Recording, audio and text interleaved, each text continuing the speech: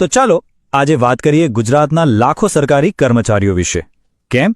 કારણ કે એમના માટે આવનારો સમયે કદાચ એક મોટો બદલાવ લઈને આવી શકે છે. એક એવો ફેરફાર જેની એ લોકો વર્ષોથી રાહ જોઈ રહ્યા છે. ચાલો આ આખા મામલાને જરા ડિટેલમાં સમજીએ. જુઓ, આખી વાતના કેન્દ્રમાં બે અલગ અલગ ગ્રુપ છે.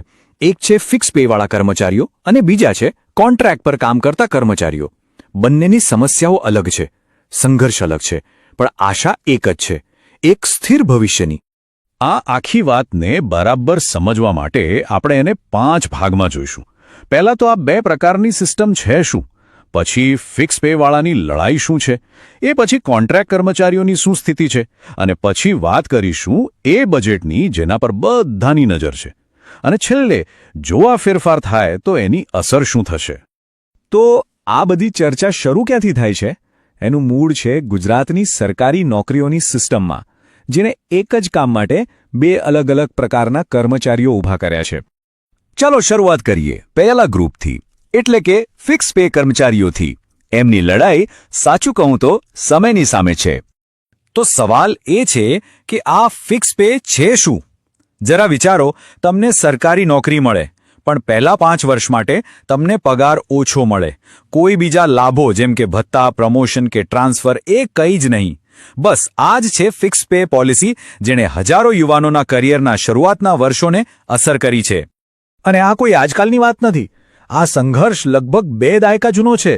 2006માં આ નીતિ શરૂ થઈ. 2011માં તો ગુજરાત હાઈકોર્ટે એને ગેરબંધારણીય પણ કહી દીધી. પણ પછી મામલો સુપ્રીમ કોર્ટમાં ગયો. ખૂબ વિરોધ થયો એટલે સરકારે પગાર તો વધાર્યો, પણ જે મૂળ પોલિસી હતી એ તો એમની એમ જ રહી. હવે બધાની નજર 2026 પર છે, જ્યારે સુપ્રીમ કોર્ટ આના પર પોતાનો છેલ્લો નિર્ણય આપી શકે છે. આખી પોલિસીનો સૌથી મોટો મુદ્દો છે આ 5 વર્ષ. 5 વર્ષનો લાંબો પ્રોબેશન પીરિયડ. અને કર્મચારી યુનિયનોની માંગણી શું છે? એકદમ સિમ્પલ, કે આ 5 વર્ષને ઘટાડીને 3 વર્ષ કરી દેવામાં આવે.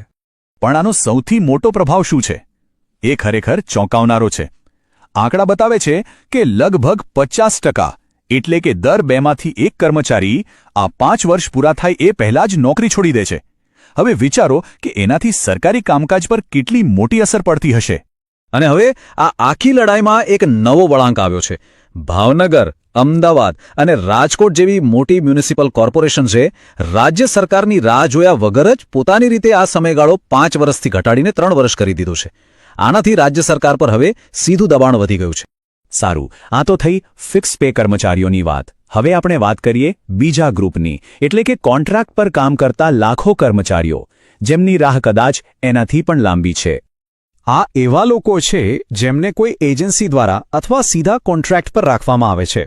એ લોકો વર્ષો સુધી સરકારી કામ કરે છે, પણ એમને ક્યારેય કાયમી થવાની કોઈ ખાતરી નથી હોતી. દર વર્ષે કોન્ટ્રાક્ટ રિન્યૂ થાય અને સાથે સાથે એમની નોકરીની અનિશ્ચિતતા પણ. અને આ કોઈ સામાન્ય નોકરીઓ નથી.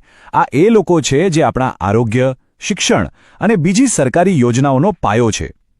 ડેટા એન્ટ્રી ઓપરેટરથી લઈને આશા વર્કર્સ, વિદ્યા સહાયકો, આંગણવાડી કાર્યકરો, લગભગ 27થી વધુ સરકારી વિભાગોનો ભાર આ કર્મચારીઓ ઉપાડી રહ્યા છે. એમની આખી લડાઈ, એમની આખી માંગણી બસ આ એક જ વાક્યમાં આવી જાય છે: સમાન કામ, સમાન વેતન. એમની વાત બહુ સીધી છે કે જો કામ સરખું છે તો પછી પગાર અને નોકરીની સુરક્ષામાં આટલો મોટો ભેદભાવ શા માટે? અને હવે આ બંને ગ્રુપ, ફિક્સ પેવાળા અને કોન્ટ્રાક્ટવાળા, બધાની નજર એક જ તારીખ પર છે, 18 ફેબ્રુઆરી 2026. કેમ? કારણ કે આ દિવસે રાજ્યનું બજેટ રજૂ થવાનું છે અને લાખો લોકોની આશાઓ આ બજેટ સાથે જોડાયેલી છે. જાણવા મળ્યું છે કે સરકાર કદાચ એક તબક્કાવાર યોજના પર વિચાર કરી રહી છે. એટલે કે એક સાથે બધાને કાયમી કરવાને બદલે પહેલા એવા કર્મચારીઓનો વાળો લેવામાં આવશે જેમને 10 વર્ષ કરતાં વધુ સમય માટે સેવા આપી છે, અને પછી ધીમે ધીમે બાકીના કર્મચારીઓને કાયમી કરવામાં આવશે. આનાથી સરકાર પર એક સાથે આર્થિક બોજ નહીં આવે. પણ ચાલો માની લઈએ કે સરકાર આ નિર્ણયો લઈ લે છે, તો પછી શું? એની અસરો શું થશે? કારણ કે દરેક મોટા નિર્ણયની 2 બાજુઓ હોય છે, એક ફાયદાની અને બીજી પડકારોની.